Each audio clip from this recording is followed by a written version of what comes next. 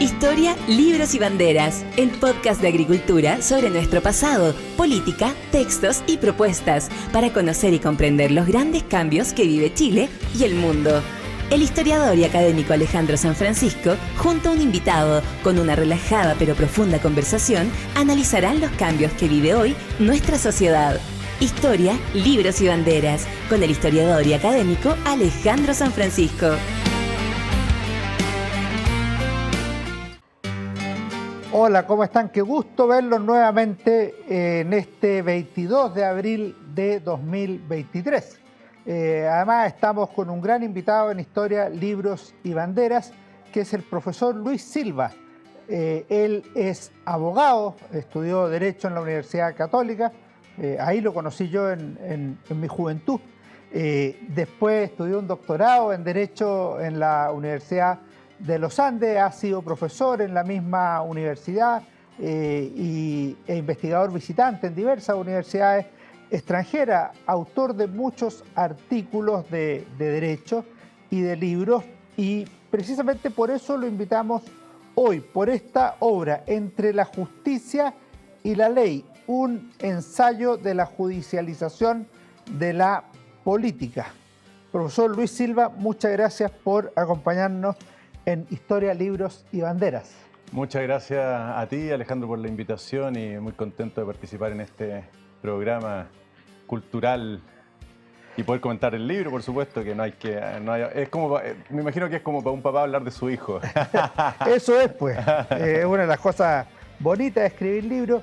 Y lo primero que tenía que preguntar es precisamente eso, ¿cómo nació este libro? ¿Fue fruto de una investigación específica, de algún proyecto, de tu tesis doctoral? ¿De dónde emana esta obra? Yo te diría que es un coletazo, el último de mi tesis doctoral, que la terminé más de 10 años antes de escribir este libro. Y nace de mi investigación, de mi trabajo como investigador, al darme cuenta de que los jueces le hacen trampa a la ley, ¿no?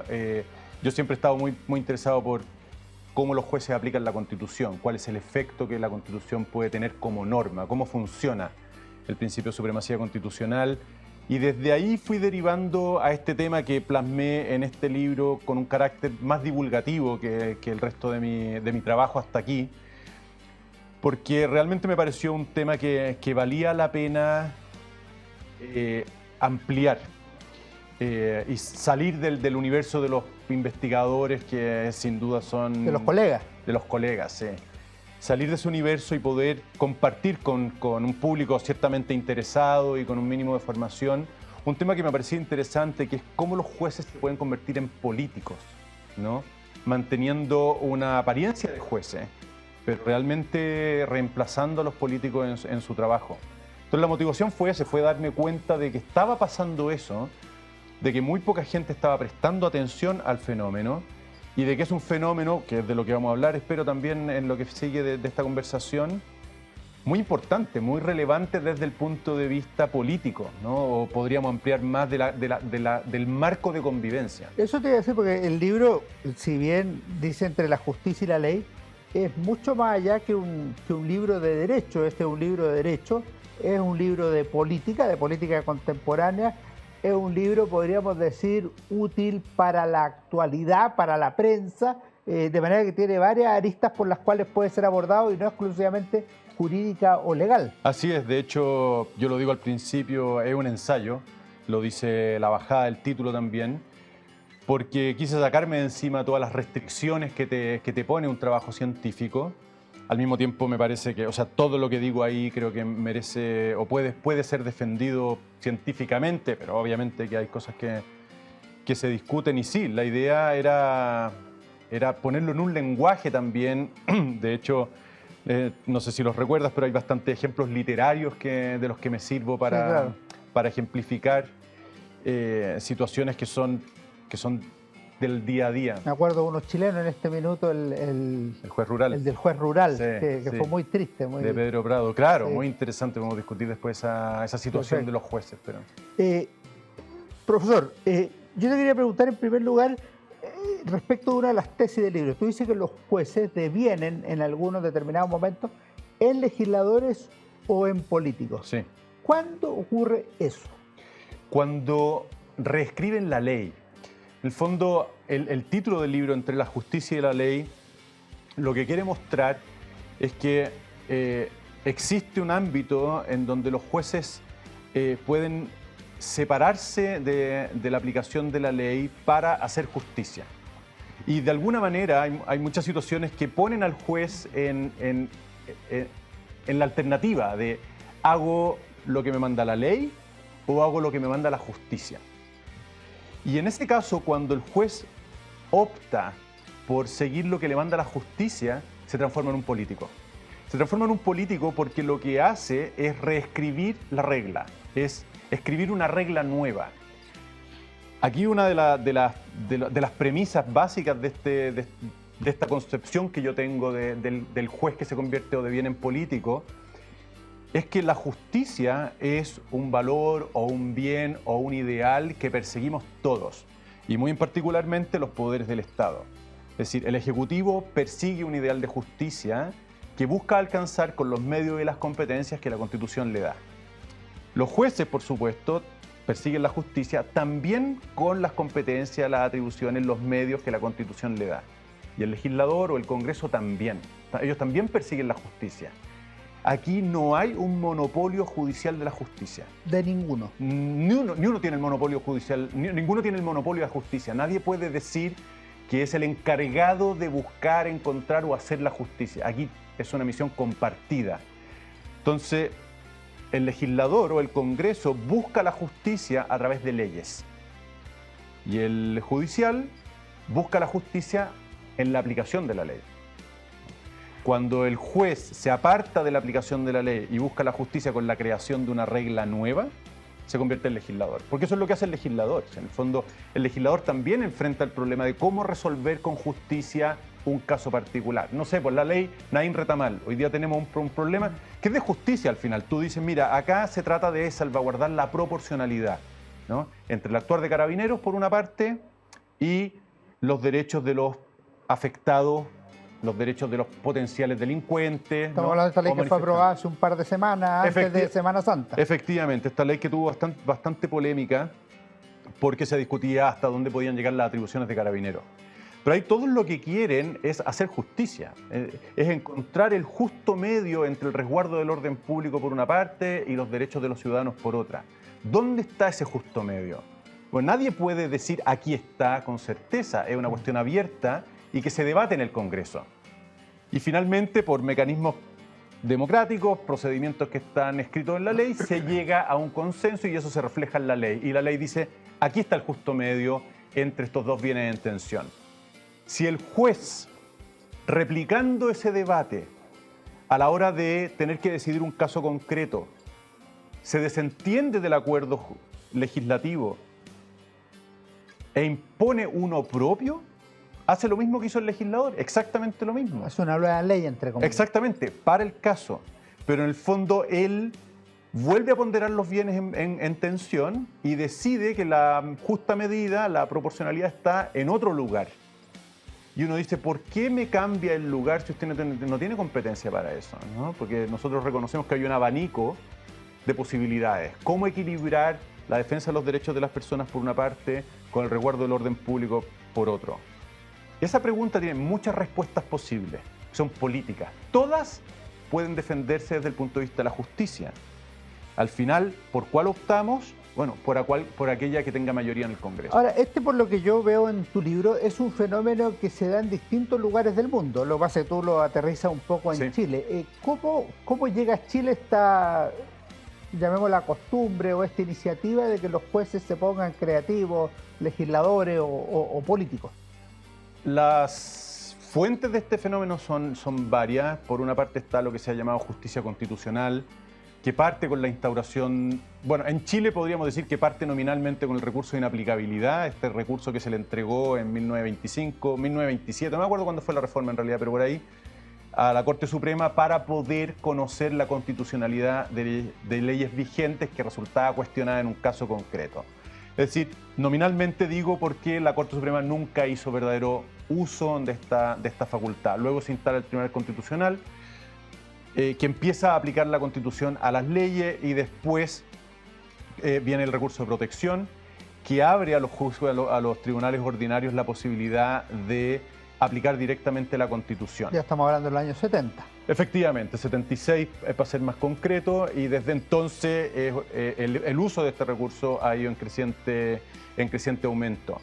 Y eso empieza a habituar a los jueces, a la ciudadanía, a los operadores jurídicos, empieza a habituarlos a la aplicación de la Constitución como norma autónoma. Y luego por la aplicación de este principio de jerárquico que dice que la Constitución está por sobre la ley y que en un eventual conflicto entre las dos debe preferirse la Constitución, empieza a aplicarse la Constitución contra la ley, ¿no? Y nos acostumbramos a ello, ¿no? Porque asumimos que la Constitución es la norma suprema y por lo tanto nada puede impedir que la Constitución sea aplicada cuando, vamos a decirlo así, la justicia lo requiere. Obviamente que el caso norteamericano, la Corte Suprema norteamericana, que viene actuando de esta manera con vaivenes, por supuesto, desde 1803, y la justicia constitucional en Europa, también con sus diferencias. Tu nombre el caso Roe versus Wade. Ahí Bueno, ese es un excelente ejemplo de cómo la Corte Suprema legisló, definitivamente. O sea, allí lo que la Corte Suprema hace el año 72, si no recuerdo mal, es la sentencia. Ahí lo que hace es decir que el derecho a la privacidad implica que ningún Estado puede prohibir el aborto, ¿no? Y eso es una regla. Eso es para todos los estados. Ellos, claro, la Corte Suprema de todos los Estados Unidos fija la regla que tiene un alcance federal.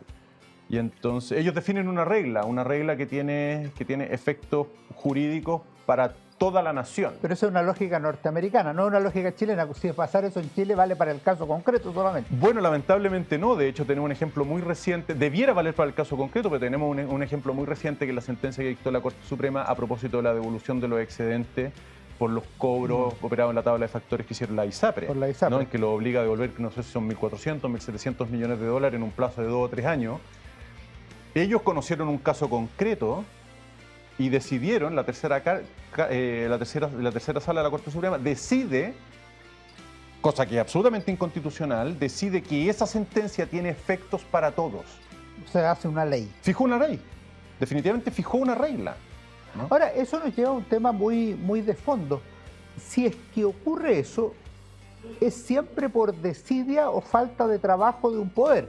Porque efectivamente ahí el que debería hacer esa ley o derogar otra ley o modificar la ya existente es el Poder Legislativo. Si requiere alguna moción del Ejecutivo, así tendrá que ser. Pero es evidente que cuando un juez legisla y lo hace a vista y paciencia de los otros poderes del Estado, alguien está haciendo mal su pega y hay otros que no están haciendo su pega. Es una de las hipótesis, de hecho la trato en el libro, le llamo la complicidad del legislador. Porque efectivamente hay casos como el de la ISAPRE, yo creo que es el mejor ejemplo que tenemos hoy día en Chile. Hay casos en que el Congreso, el Poder Legislativo, omite a legislar.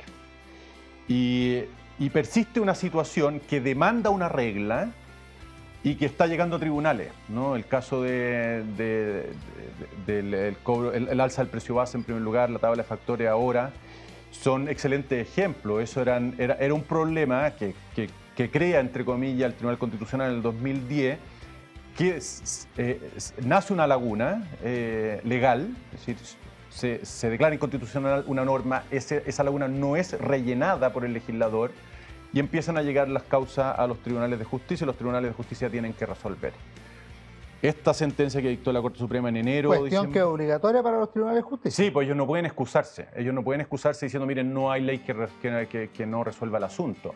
Y ellos tienen que resolver. Aparte de que en la tercera sala, que no es la única, pero hay jueces que les gusta este tipo de situaciones porque tienen este afán justiciero, ¿no? Pero en definitiva lo que hizo la Corte Suprema es dar respuesta a un problema que debió haber sido abordado por el legislador hace mucho tiempo.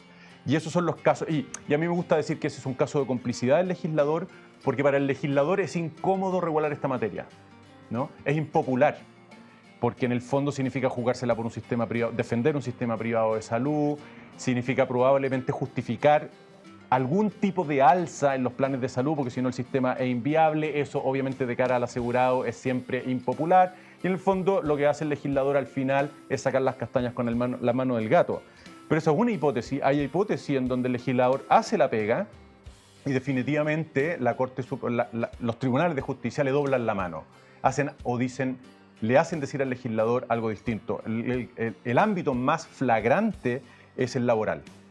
Ahí hay reglas laborales muy claras, donde la historia legislativa es explícita acerca de cómo debe ser interpretado, cuál es la razón por la cual se legisla de esa manera, y cuando caen esos casos en las manos de los jueces aplicando principios y normas constitucionales, etéreas, internacionales, le hacen decir una cosa distinta o simplemente ignoran lo que dice la ley. Y ahí no hay complicidad del legislador. El legislador ha hecho la pega. Ahí vi que el argumento que ocupaban en algunos casos era que el derecho laboral era un derecho foral que protegía al más débil, por ende tenían que jugarse por esa interpretación. Claro, pero eso es una consideración política. Política, ciertamente. Absolutamente política. O sea, esa es la consideración que el legislador tiene en cuenta cuando dicta el Código Laboral, cuando dicta modificación al Código Laboral o dicta normas especiales. El legislador tiene esta mirada y dice, mira, acá hay dos partes que no son simétricas, una es más débil que la otra, por lo tanto, en la ley tenemos que compensar. Pero resulta que después llega esa ley donde se está compensando. Donde ya está resuelto ese exactamente, tema. Y el juez reactiva la lógica política y dice, mira, que hay una parte que es más débil que la otra y por lo tanto vamos a compensar. Pero señor, si esa es la tarea del legislador, ¿no? Y sin embargo ellos lo asumen como propia y legislan, pues es lo que hacen, legislar. Y por eso se habla de judicialización de la política. También podría invertirse la politización de la justicia, es irrelevante, en la práctica irrelevante. Pero en el fondo lo que tenemos es jueces realizando un discurso político para justificar una norma especial. Estamos conversando con el profesor Luis Silva. Entre la justicia y la ley es el libro que estamos analizando. Vamos a hacer un pequeño alto y volvemos luego en nuestro programa Historia, Libros y Banderas. En CMPC llevamos un largo camino fortaleciendo nuestro trabajo, lo que nos ha permitido desarrollar distintas iniciativas junto a comunidades, por ejemplo, con la recuperación de un árbol extinto o el restablecimiento de agua potable en zonas rurales, la conexión del turismo y cultura a través de una sola ruta, o también el desarrollo de envases reciclables y amigables con el medio ambiente. Son esos y otros desafíos los que hoy nos permiten creer en el valor de las soluciones inspiradas en la naturaleza. CMPC, creando valor natural. Conoce más en cmpc.com. Estamos conversando con el profesor Luis Silva. Profesor, un concepto que tú desarrollas en tu libro y que me llamó la atención y que tiene interés es el de justiciocracia o aristocracia de la toga. ¿Qué nos podría explicar de ese concepto? Y lo otro, ¿es un concepto internacional o un concepto que se usa poco? ¿Cómo? Todavía no está demasiado difundido, pero definitivamente no es mío, no es un neologismo que haya inventado yo. Hay un libro que se llama Juristocracy, Juristocracia, y yo lo tomé de él. Ignoro si tiene más antigüedad que eso, pero en el fondo lo que denota ese término es la idea de un poder aristocrático que reside en el judicial. Es decir, el poder judicial es una aristocracia y como cualquier aristocracia es un núcleo de poder político compartido por unos pocos, los aristócratas, ¿no? Que en este caso son los jueces, que forman una especie de, bueno, literalmente aristocracia. Es decir, para pertenecer a ese grupo no hay que tener sangre azul, pero definitivamente hay que haber hecho la carrera judicial, hay que conocer los códigos de ese ámbito, etcétera, y ahí se ejerce poder político, ¿no?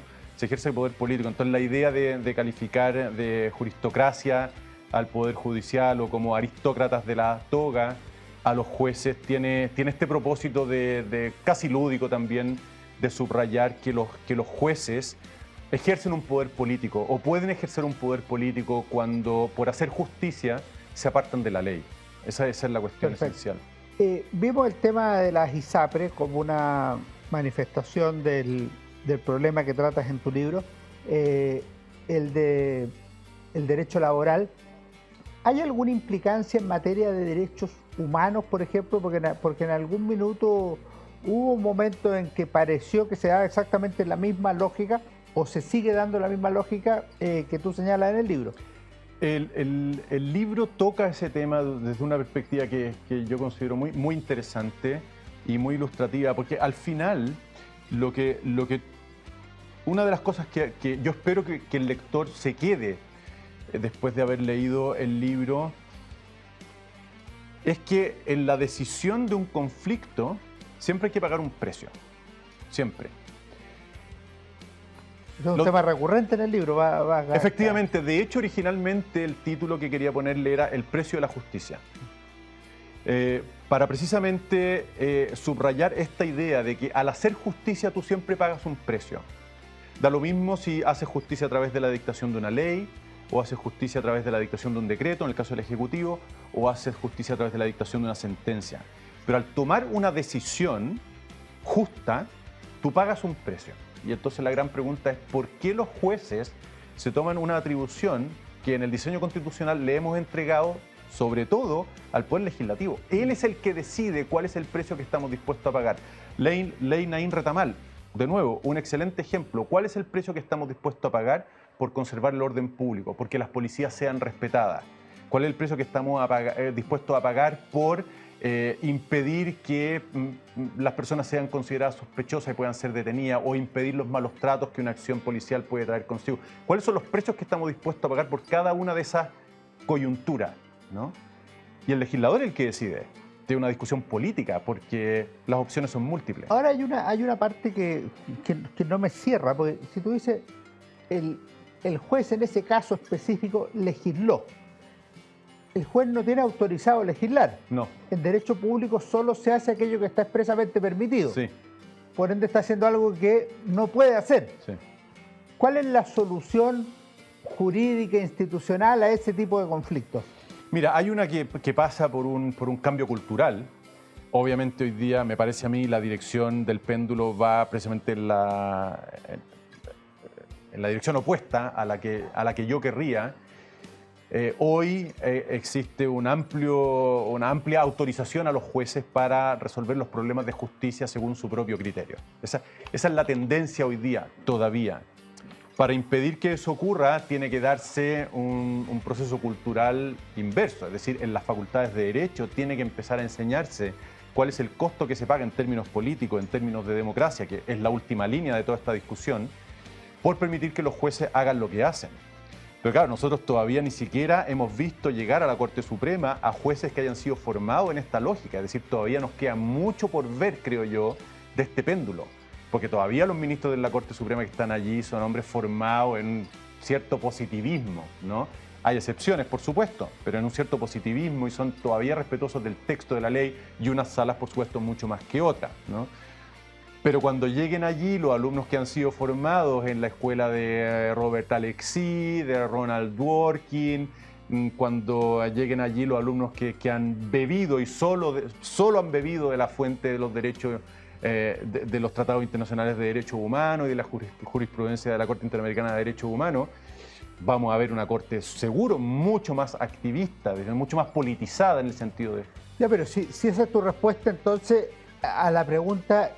¿Qué consecuencia tiene violar ese principio de que solo se puede hacer aquello que está expresamente permitido? No tiene ninguna consecuencia.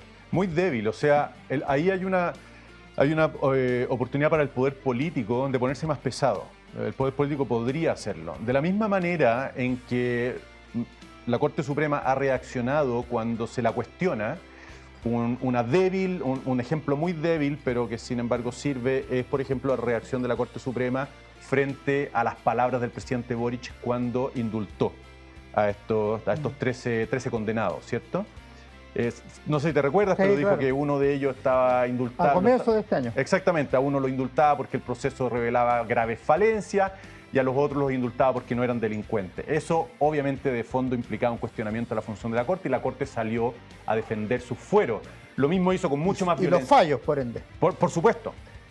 Lo mismo hizo la Corte en su momento con mucha mayor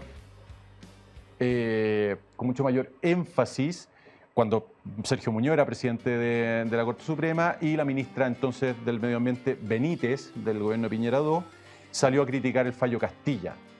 Cuando tú lees la declaración, el Poder Judicial está defendiendo su fuero en contra de la intromisión del político de una manera salvaje. Bueno, ¿por qué no a la inversa? ¿Por qué el Poder Político no puede denunciar las intromisiones que el Poder Judicial haga en su esfera? Yo creo que se puede hacer. Eso ocurrió en algún minuto. Por supuesto. En el gobierno del presidente Allende hubo una disputa pública con la Corte Suprema. Efectivamente, y el presidente Allende se negaba a acatar el fallo.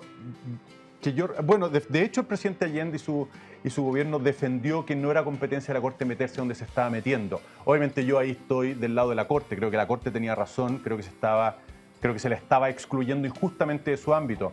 Al final, obviamente, la cuestión es política, pero creo que... Lo que decía el presidente Allende era que la Corte no entendía el proceso de cambio que estábamos viviendo en Chile y, por otro lado, hacía juicios de mérito respecto de la sentencia. Claro, y se metían, y por lo tanto, cuestiones políticas. El argumento está correcto, habría que ver si se ajusta a la realidad de los hechos.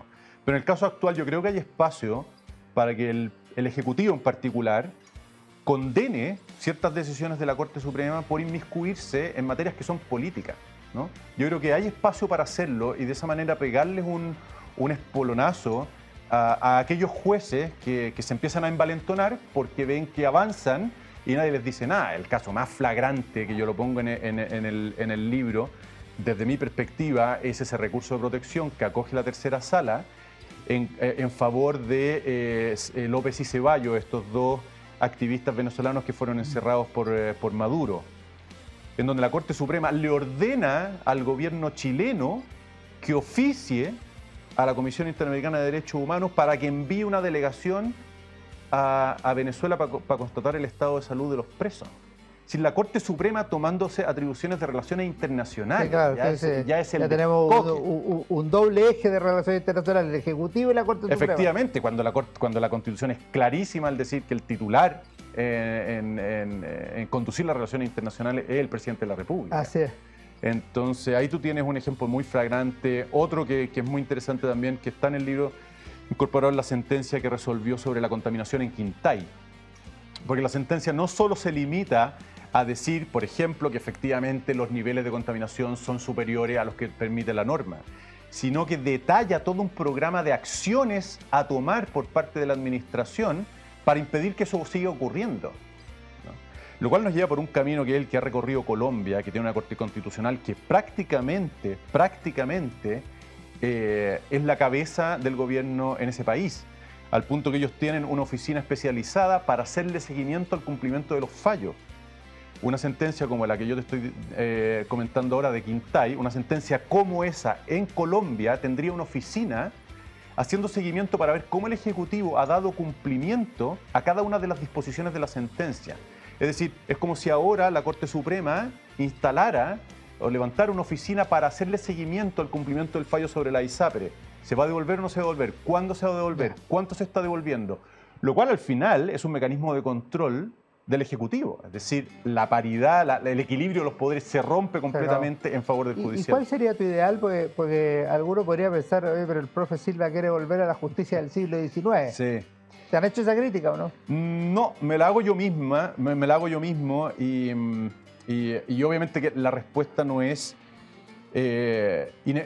inequívoca porque al final es una cuestión de qué prefieres, es decir, qué precio quieres pagar por una respuesta o la otra. Yo definitivamente hoy día preferiría un poder judicial más recatado, más pudoroso, que se sujetara con mayor rigor a las reglas legales, porque me parece que el precio que pagamos cuando esto no ocurre es más alto que el precio que pagamos cuando ocurre. En los dos casos hay riesgo, ¿no? Obviamente cuando los jueces aplican la ley pueden cometer injusticias, ¿no? Pero yo prefiero pagar ese precio que el precio que pagamos para que, no cometiendo esas injusticias con la aplicación de la ley, se empiece a debilitar todo el sistema que tenemos de distribución de poderes, y muy en particular el de la ley. En el fondo, la ley es la que queda en peor posición con esta actitud de los jueces. Entonces yo hoy día preferiría definitivamente, yo lo enseño así en mis clases, un sistema en donde los jueces fueran mucho más respetuosos de la ley. Ahora, como contrapartida, los legisladores debieran legislar aquellas áreas que están grises o nulas. El Ejecutivo debiera asumir sus responsabilidades de manera que no tuviera que venir alguien externo a suplir los vacíos. Efectivamente, ahí hay el riesgo de un círculo vicioso, porque en el fondo el legislador sabe que si legisla deficientemente, si se hace el tonto respecto de los problemas, igual los tribunales lo van a resolver. De hecho, ocurrió, lo cito también en el libro, con la reforma laboral empujada por Michelle Bachelet II, que tenía que ver con la negociación colectiva. Allí el artículo clave fue declarado inconstitucional por el Tribunal Constitucional y el acuerdo político al que se llegó para llenar ese vacío fue vetado por la presidenta. Y la presidenta básicamente dejó esa ley con un forado, ¿no? En toda su orgánica lo dejó con un forado y con la declaración explícita de la ministra en ese momento de decir, bueno, los tribunales llenarán este vacío. Claro. ¿No? Con la apuesta de que obviamente los tribunales lo van a llenar en una dirección mucho más favorable a las sensibilidades de la izquierda, en este caso del gobierno de Michelle Bachelet. Entonces puede generarse ese círculo vicioso de decir los legisladores, ¿para qué vamos a hacer la pega pesada? Sí, cuando al final igual la van a hacer los jueces, ¿no? Y obviamente los jueces en parte se ven forzados a asumir el rol de legisladores, de políticos, porque los políticos no están haciendo su pega, ¿no? Entonces ahí hay ciertamente el riesgo de un ciclo vicioso que yo creo que se rompe en buena medida recordándole a todo el mundo que los políticos también sirven a la justicia. Para mí esa cuestión es súper importante, romper... Que es la base de tu libro. Al final sí, en el fondo es romper la idea de que los jueces tienen el monopolio de la justicia. Para mí eso es clave. Perfecto. Para mí eso es clave. Recordarle que los políticos en su trabajo, legislando en particular, o el Ejecutivo, gobernando, también se deben a la justicia, solo que lo hacen por medios y con instrumentos distintos a los de los jueces, pero también sirven a la justicia. Aquí no hay un monopolio de la justicia por parte del Poder Judicial y resulta que lo que hacen los políticos es una cuestión que se mueve en el ámbito de lo relativo, ¿no? Ellos no sirven a la justicia, que es lamentablemente una idea que instaló Dworkin, que yo encuentro nefasto en esta materia y en muchas otras, de hecho. Profesor Silva, vamos a hacer un último alto y volvemos al tercer bloque de nuestro programa Historia, Libro y Bandera.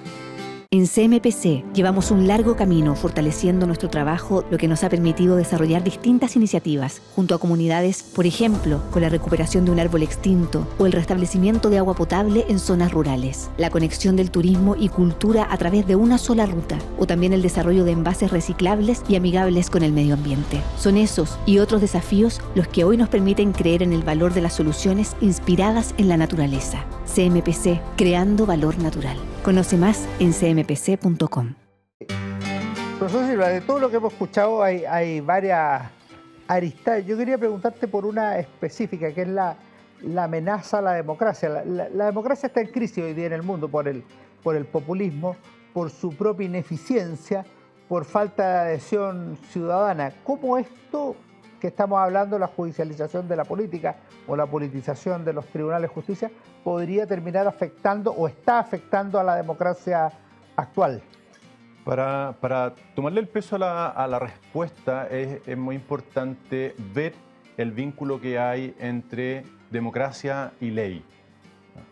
Hoy día, y no estoy con esto asumiendo el credo rusoniano de que la ley es la declaración de la voluntad soberana, pero definitivamente nuestro ordenamiento, como ocurre en el mundo occidental normalmente, entrega a la ciudadanía el diseño de la ley, ¿no? Es la ciudadanía la que decide qué reglas nos van a gobernar y eso lo hacen a través de sus representantes en el Congreso, ¿no? Por lo tanto, cuando tú te acostumbras a que jueces decidan en cada caso, o puedan decidir en cada caso, si la ley que tienen que aplicar la aplican o no, según si les parece que es justa o no, lo que hace definitivamente es socavar esa premisa de que la ley, de que la regla que se tenía que aplicar es la que los ciudadanos se dieron a sí mismos, ¿no? En fondo tú rompes esa garantía de que las reglas que obedecemos las obedecemos porque nos las damos nosotros mismos. Alguien podría cuestionar esta premisa y me parece súper legítimo que sea, Pero definitivamente... Es parte de la crisis de la democracia. Absolutamente, ¿no? Pero igual queda pendiente la tarea de justificar, esto es una discusión sin fin, por supuesto, en la teoría política, de justificar por qué tendríamos que obedecer las leyes, ¿no? ¿Por qué tendríamos que obedecer las leyes?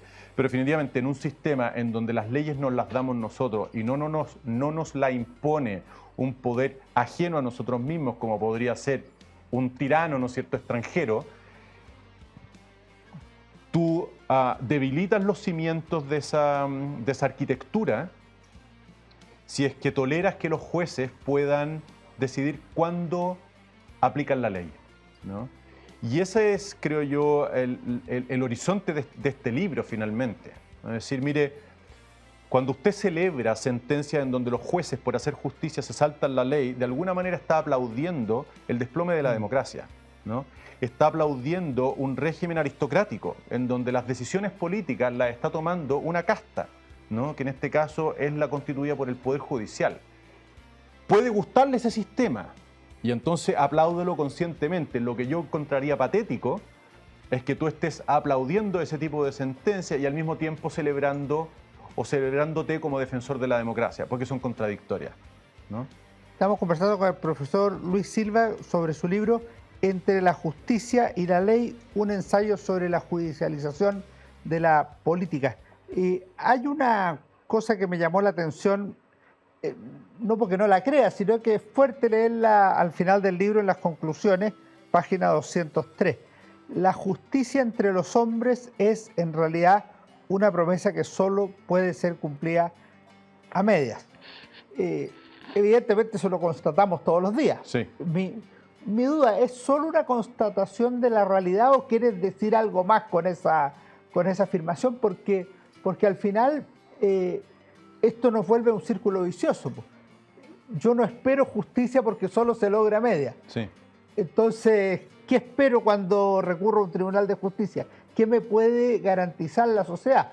Obviamente, si matan a un pariente mío, a la persona que la estafaron, entonces no puede recuperar los días perdidos, la vida del ser querido. No puede haber justicia total. ¿Cómo interpretas esa frase tuya del final? Sí, obviamente tiene dos lecturas. La primera y la más obvia es que la justicia se administra de manera deficiente. Está administrada por personas llenas de defectos y por lo tanto pueden haber errores, ¿no?, en la administración de justicia, y a ti tenían que darte 100 y te dieron 80, ¿no? Y eso es un error y eso es algo que se constata con mucha frecuencia, ¿no? Personas inocentes que fueron condenadas como culpables, personas culpables que fueron declaradas inocentes. Eso está pasando todo el tiempo. Pero incluso en un sistema óptimo entre nosotros, en un sistema óptimo de definición de las reglas y de aplicación de las reglas y de revisión de las reglas, etcétera, incluso en un sistema óptimo, esta afirmación es verdadera y en ese sentido mi esperanza sería que sirva para setear las expectativas de lo que podemos esperar de nosotros mismos, ¿no? Es decir, ningún sistema te va... El otro día lo discutía, para ponerlo en términos muy concretos, lo discutía con el exdiputado Marco Antonio Núñez a propósito del problema de seguridad en Chile, porque dicen, mira, aquí tenemos que garantizar el orden público absolutamente y al mismo tiempo los derechos humanos que no pueden ser condicionados. Yo digo, mira, muy bien, en el mundo de las ideas, por supuesto que el óptimo es resguardar el orden público sin fisura y el respeto a los derechos humanos. Pero en el mundo real, tú no puedes conjugar la protección de estos dos bienes en tensión sin pagar un precio. Y en ese sentido, la justicia es siempre defectuosa. Es decir, no hay manera de hacer justicia sin pagar un precio. Y eso es lo que quiero decir. Cada vez que tú quieres obtener un resultado justo, tienes que pagar un precio, ¿no?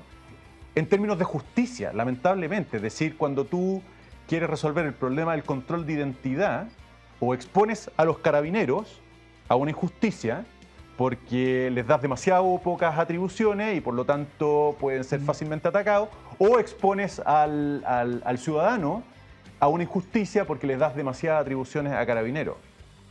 Pero en algún lugar tú tienes que fijar la frontera, tienes que tomar una decisión, y esa decisión va a implicar un costo en términos de los riesgos del ciudadano o de los riesgos del carabinero, o los dos en cierta medida, y no hay manera de salir de ese círculo. Y por eso digo que es siempre defectuosa, y en el fondo eso a mí me parece que en política particularmente, porque de hecho este terminó siendo para mí un libro sobre política en la práctica, en política esto a mí me parece tremendamente importante porque uno ve muchos ingenuos que de verdad creen poder llegar a una solución perfecta. A propósito de política y sin querer soluciones perfectas, tú eres candidato al Consejo Constituyente. ¿Qué se puede esperar en esta materia de una nueva Constitución? ¿O se mantiene el statu quo? ¿O tienes alguna idea? O sea, donde yo pondría especial acento o de especial cuidado es obviamente en la definición del poder jurisdiccional. ¿Qué lugar va a ocupar la ley, si es que va a ocupar alguno, en esa definición? O vamos a hablar de derecho, que sería una distinción importante, ley o derecho, o justicia, ¿no? Son términos que obviamente evocan constelaciones diferentes. Yo me la jugaría por la ley, es decir, los jueces aplican la ley, ¿no? Ahí pondría una. Después pondría también cuidado en la redacción del principio de supremacía constitucional. ¿Cómo vamos a entender la supremacía constitucional? ¿Vamos a entregarle su garantía, como hace, por ejemplo, la Corte Constitucional, como hace la Constitución colombiana? ¿Vamos a entregarle su garantía a los tribunales de justicia, al Tribunal Constitucional, o vamos a reconocer, como yo creo, que es una tarea compartida por todos los poderes del Estado? Es decir, todos tienen el deber de garantizar la supremacía de la Constitución. Ahí también pondría un especial cuidado a la hora de hacer la Constitución. Pondría especial cuidado también en el Estatuto de los Tratados Internacionales de Derechos Humanos, ¿no? El actual artículo 5º, inciso 2 de la Constitución, porque allí también hay una puerta por donde fácilmente puede colarse un universo de conceptos tremendamente abstractos, tremendamente indeterminados, tremendamente manipulables, a los que los jueces no puedan ponerle coto, aún queriendo, ¿no? Entonces también sería como muy cuidadoso decir algo así como, mira, los tratados de derechos internacionales solo tienen validez ratificados por Chile y en los términos en que el legislador aclare que tienen aplicación. Sobre todo cuando se trata de materias de derechos humanos que son muy etéreos en su redacción. Sí, creo que esos serían los mecanismos, porque definitivamente la acusación constitucional... Y respecto, por ejemplo, de la falta de acción del legislador respecto de un vacío legal o respecto de la prevaricación, si se le puede llamar así, sí, o acción efectiva de un juez contra la ley, ¿se puede hacer algo al respecto? Yo mantendría las responsabilidades políticas nomás, porque al final si tú le das el control jurídico, entre comillas, de esto a alguien, le das mucho poder. Es decir, poder controlar las omisiones del legislador al final le da al controlador... Eso es imposible. Le da un superpoder, porque en el fondo cada vez que legisle de una manera que a ti no te gusta, que de hecho es lo que hacen los tribunales hoy día invocando el principio de inexcusabilidad, cada vez que una ley no les guste, ellos lo que dicen es, mire, usted no ha hecho la pega. Esta no es la ley que había que aplicar. La ley que había que aplicar no existe. Esto en materia laboral es bastante frecuente. No razonan así, pero esto es lo que está en el fondo. La ley que había que aplicar, o sea, la ley que usted me dice que aplique no es la ley que aplica al caso. La ley que aplica al caso no existe. Y como yo no puedo excusarme a falta de ley, yo voy a dictar una regla. Entonces yo jamás le daría a nadie el poder de controlar las omisiones del legislador, salvo las responsabilidades políticas que las puede exigir principalmente la ciudadanía a través del voto. Y lo mismo en el caso de la prevaricación. Hoy día existe el delito de prevaricación, pero que yo sepa, no tiene aplicación.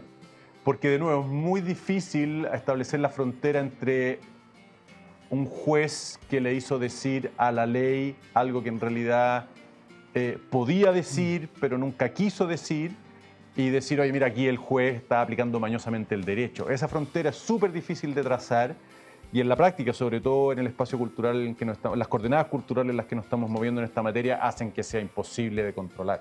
Yo, dos últimas preguntas antes de ir a la final que le hago a todos los invitados. Una, ¿hay reacción en otros jueces respecto de los jueces que legislan o que hacen política a través de su acción o de sus fallos? Sí, definitivamente. Yo tengo en mi memoria el discurso de un postulante a la Corte de Apelaciones, dudo que haya llegado, en donde se lanza explícitamente en contra de la forma de hacer justicia que tiene o de aplicar el derecho que tiene el juez Sergio Muñoz, sin nombrar al ministro Muñoz. Es evidente que está haciendo alusión crítica, por supuesto, a ese modo de entender la justicia. Me consta, o sea, yo le he entregado mi libro a varios ministros de la Corte Suprema, hay alguno que me ha pedido ejemplares para poderlos regalar o distribuir entre sus colegas. Me consta que hay preocupación al interior de la Judicatura por esta deriva que ha tomado cierta parte del Poder Judicial, que definitivamente no es la representativa, pero es la que tiene más visibilidad, ¿no? Porque es la más taquillera. Así que sí, no, yo diría que hay preocupación, hay conciencia, hay jueces que definitivamente llenan lo que yo creo que debe ser un juez y por lo tanto hay razones para estar esperanzados, ¿no? Oye, y lo del juez rural, que tú dijiste, ¿podemos ver algo después al No, final? era simplemente que una cosa que fue como tomando cuerpo en la medida que escribí el libro era el lugar que la literatura puede utilizar en el desarrollo de los argumentos. Al final, en la literatura tú encuentras casos que, siendo ficticios, reflejan la realidad, la más pura realidad, y el conflicto del juez rural era utilísimo para graficar el punto que quería mostrar, que es la tensión en la que se halla un juez que tiene que aplicar la ley pese a que el resultado le parece injusto. Porque el juez renunció al final. El juez decide renunciar porque el peso que cae sobre sus hombros le parece que es insoportable. Pero él, hidalgamente, antes de hacerle trampa a la ley, dice, mire, yo no puedo aplicarla sin ir contra mi conciencia, así que renuncio. ¿Qué es lo que yo esperaría de los jueces? Si a usted le incomoda la ley que tiene que aplicar, renuncie, hágase a un lado. Pero no diga, mire, el peso que me pone la ley sobre mis hombros es demasiado grande, así que me lo voy a sacar y voy a hacer justicia por mi propia mano, dictando mi propia regla. Esa es la enseñanza que nos da el juez rural y, como insisto, en la literatura. ¿Es un libro que se da en la Facultad de Derecho o no? Que yo sepa, no. ¿No? Que yo sepa, no. Yo lo leí de adulto ya.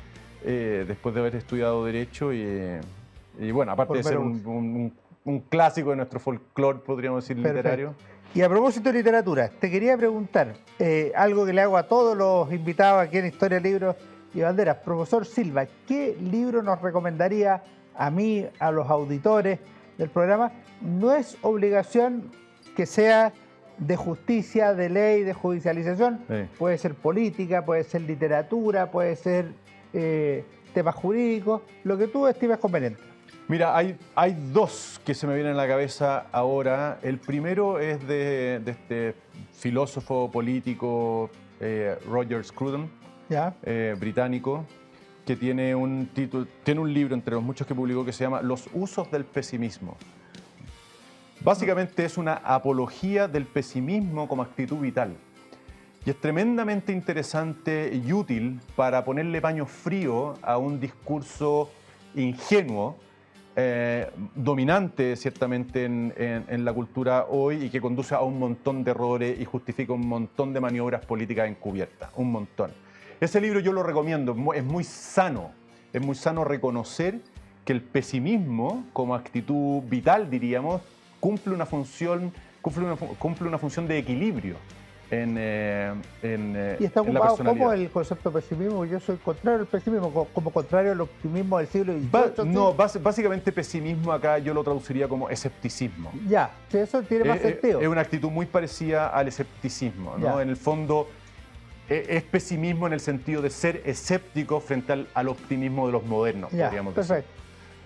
Es un Gran escritor, fallecido hace un par de años. Hace muy poco, sí. Hace muy poco, sí. Yo tuve el gusto de conocerlo personalmente. ¿En serio? Tiene muy buenos libros. Sí, Varios. muy recomendable, sí. Ya. Muy recomendable. Scruton, lo dejamos anotado. Roger Scruton, Los usos del Y ese pesimismo. libro no lo he leído, me he leído como 3 o 4 Scruton y ese ni... Vale la pena, Vale. vale la pena. Y el otro, bueno, lo recomiendo porque todavía está muy reciente en mi memoria y lo disfruté desde el principio a fin, como hacía tiempo que no disfrutaba una lectura, que es una novela de un autor norteamericano contemporáneo que se llama Amor Towles, con W, que se llama Un caballero en Moscú. Es una novela de ficción, pero muy entretenida y además, no está de más decirlo, muy positiva, me parece. ¿Te acuerdas la editorial o no? Está en Anagrama, Anagrama, está publicado por Anagrama, yo no me acuerdo del traductor. La vamos a dejar Sí, anotada. y vale la pena, es una bonita novela sobre la amistad al final, esa es mi apreciación, ¿no? Una bonita novela de la amistad, pero muy inteligente, Amor Towles, muy Un caballero en culta, Moscú. muy elegante, sí, Yo recomiendo, está muy fresca en mi memoria, son miles los que podríamos discutir, pero... Profesor Silva, solo me queda agradecerte por haberme acompañado en este programa Historia, Libro y Bandera a propósito de tu libro Entre la Justicia y la Ley. No, muchas gracias a ti, Alejandro, por la invitación. Espero que haya sido una conversación digna de tu auditorio en este programa. Así fue, pues, y que te vaya muy bien en todo. Nos vemos luego porque viene mi propia recomendación de libro que hago cada semana en Historia, Libros y Bandera. Así que no se vayan. Hola, ¿cómo están? Soy Alejandro San Francisco y esta semana en Historia, Libros y Banderas queremos recomendar una excelente biografía, Andrés Bello, La pasión por el orden, de Iván Jaksic. Este es un libro que logra investigar en la abundante bibliografía y las fuentes que existen sobre Andrés Bello, llegando incluso a muchas que otros estudiosos no pudieron consultar. Además, inserta al sabio venezolano en la actividad de construcción de las naciones a comienzos del siglo XIX iberoamericano. Andrés Bello llegó a Chile en 1829 y desarrolló amplias funciones públicas, desde asesor de presidentes de la República, redactor de discursos en el periódico El Araucano, rector de la Universidad de Chile, autor del Código Civil chileno. Una persona realmente fascinante que vale la pena conocer. Andrés Bello no solo era un genio, sino que un hombre muy estudioso. Una clave para entender el siglo XIX chileno, el siglo de la construcción de la República. Andrés Bello, La pasión por el orden, de Iván Jaksic. Me parece que es un libro que vale la pena leer. Que estén muy bien. Nos vemos en nuestro próximo Historia, Libros y Banderas. Fue Historia, Libros y Banderas con Alejandro San Francisco.